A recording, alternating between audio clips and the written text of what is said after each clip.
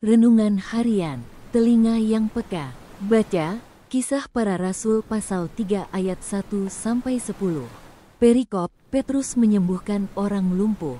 Pada suatu hari menjelang waktu sembahyang, yaitu pukul 3 petang, naiklah Petrus dan Yohanes ke bait Allah. Di situ ada seorang laki-laki yang lumpuh sejak lahirnya sehingga ia harus diusung. Tiap-tiap hari orang itu diletakkan dekat pintu gerbang bait Allah, yang bernama Gerbang Indah, untuk meminta sedekah kepada orang yang masuk ke dalam bait Allah. Ketika orang itu melihat bahwa Petrus dan Yohanes hendak masuk ke bait Allah, ia meminta sedekah. Mereka menatap dia dan Petrus berkata, "Lihatlah kepada kami." Lalu orang itu menatap mereka dengan harapan akan mendapat sesuatu dari mereka. Tetapi Petrus berkata, "Emas dan perak tidak ada padaku, tetapi apa yang kupunyai, kuberikan kepadamu.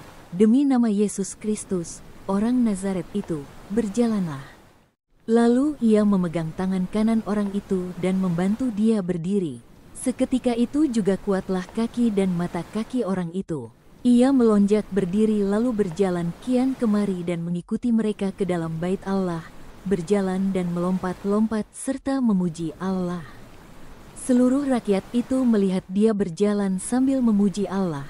Lalu mereka mengenal dia sebagai orang yang biasanya duduk meminta sedekah di gerbang indah bait Allah, sehingga mereka takjub dan tercengang tentang apa yang telah terjadi padanya. Renungan hari ini. Namun, Petrus berkata, "Emas dan perak tidak ada padaku, tetapi apa yang kupunyai, kuberikan kepadamu. Dalam nama Yesus Kristus, orang Nazaret itu, bangkit dan berjalanlah." Kisah Para Rasul pasal 3 ayat 6. Orang lumpuh itu telah menjadi pemandangan biasa di pintu gerbang bait Allah.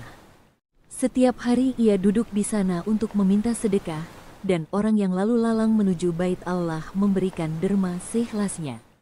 Namun, sore itu ia mengalami sesuatu yang berbeda.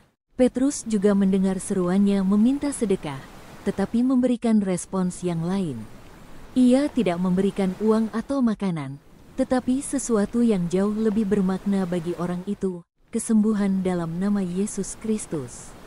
Mengapa Petrus bersikap demikian? Ia mendengarkan dengan telinga yang peka.